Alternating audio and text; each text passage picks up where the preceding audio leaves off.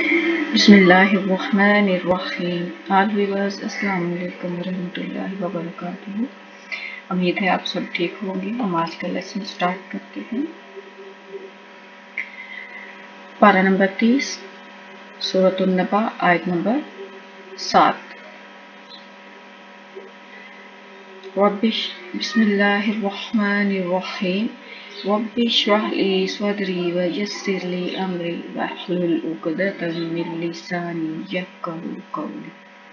कुल रब्बि ज़िदनी इल्मा। जी व्यूअर्स, आज हम आयत नंबर 7 पढ़ेंगे। वल जिबाल औतादा, और पहाड़ों को मीशे। कल हमने पिछली आयत में हमने पढ़ा था अलम नजअलिल अर्ज़ मिहादा, क्या हमने ज़मीन को फर्श नहीं बनाया।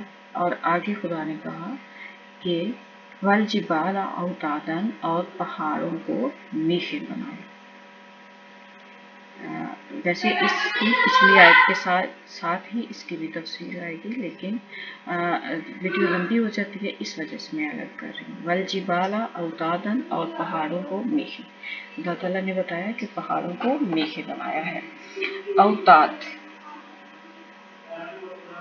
इसका रूट है दाल, वाव ते दाल,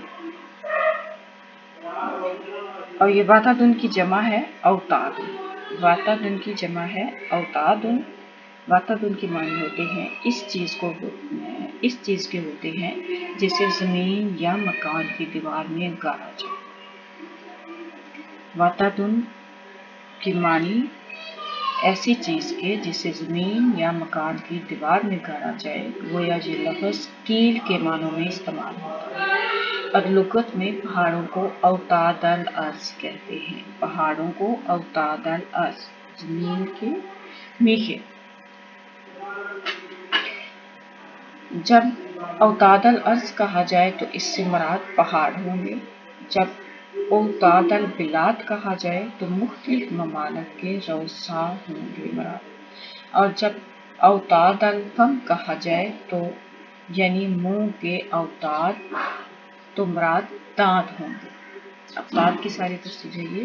दांत होंगे। जिस तरह रौसा से मुल्की निज़ाम कायम होता है, इसी तरह दांतों से इंसान खाना खाता है, और दांतों से ही चेहरे का हुस्न कायम होता है। क्योंकि पहाड़ों से ज़मीन में हुस्न पैदा होता है और इसकी मजबूती और पुख्तगी का भी बाइस होते हैं, इसलिए पहाड़ों को औतादल अर्ज़ कहा जाता है। कील की भी यही गर्ज होती है कि वो एक तरफ मजबूती का बायस होता है और दूसरी तरफ बास चीज़ों के लिए सहारे का मौजूद होता है। मसलन कील को दीवार में लगाने की गर्ज किसी चीज़ को वहाँ लटकाना होता है, उस कील को सहारा मिलता है। इसी तरह ज़मीन में जो कीले लगाए जाते हैं, इससे जानवरों को या खेमे की रस्सियों को बांधना मकसूद होता है। गोया वातादुन का लफ्ज़ किसी चीज को महफूज करना या सहारा देने के मानों में आता है।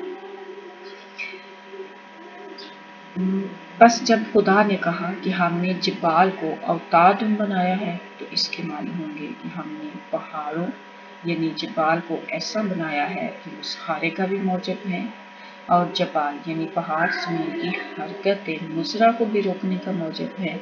और दर हकीकत यही दोनों चीज़ें जबाल की इगराज में शामिल हैं।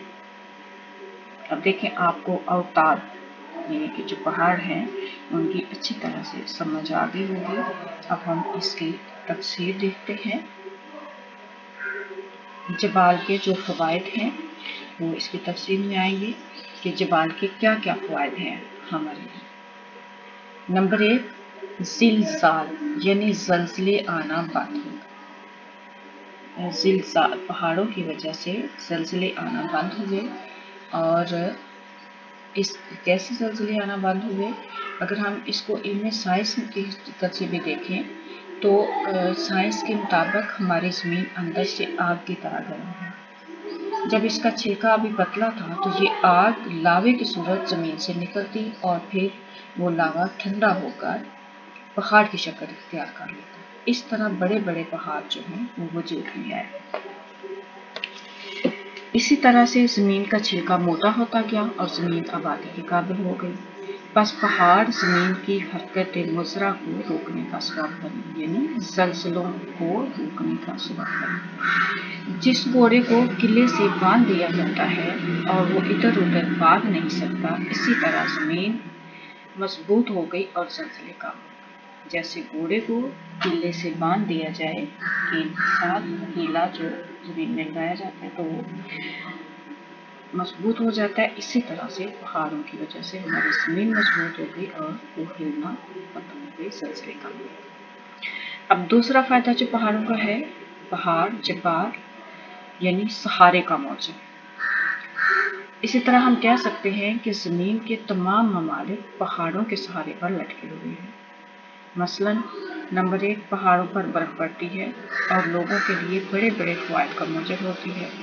जब बर्फ पिघलती है तो दरिया जारी होती है और नदी नालों और नहरों के जरिए पूरे मुल्क को सैराब किया जाता है, और पहाड़ी चश्मे भी लोगों को सैराबी का मौजब बनते हैं, लोगों की सैराबी का मौजब बनते हैं।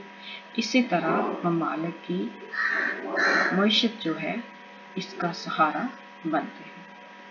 तो अब पहाड़ों के खुदा ताला ने जो कहा वल्जिबाल औतादन, उसको नेकों के तौर पर बनाया और उसके कितने फ़वाइद हैं हमारे लिए, ज़मीन के लिए, लोगों के, हम सब के लिए। तो ये हमने आज की वीडियो में देखा। उम्मीद है आपको इसकी समझ आई होगी। बस प्लीज़ कमेंट करके ज़रूर बताइए अगर किसी चीज़ की आपको समझ नहीं आई है या आपको कैसा लग रहा है मुझे लेसन। और एक बात मैं जो पहले भी वीडियोज़ में कहती आई हूँ कि मैं इसमें से कोई भी लफ्ज़ मेरा नहीं है। हाँ, मैंने मुख्तलिफ तफसीर में से लेके पैराग्राफ बनाया और उसको लफ्ज़ उसके तब्दील करके आसान लफ्ज़ कर दिए, यानी कि मुश्किल लफ्ज़ की जगह आसान लफ्ज़ कर दिए। और अगर 10 पैराग्राफ थे तो उनको 1 से 2 पैराग्राफ में कर दिया और उनकी ये तरतीब दी। बस मेरा ये काम है, ये किया। खुदा ताला मेरी इस काविश को कबूल फरमाए। आप सबको मुझे अपनी दुआ में याद रखिएगा। आमीन। सुब्हानक अल्लाहुम्मा व बिहम्दिका अशहदु अन ला इलाहा इल्ला अंता अस्तगफिरुका व अतूबु इलैक। अस्सलामु अलैकुम व रहमतुल्लाहि व बरकातुहू।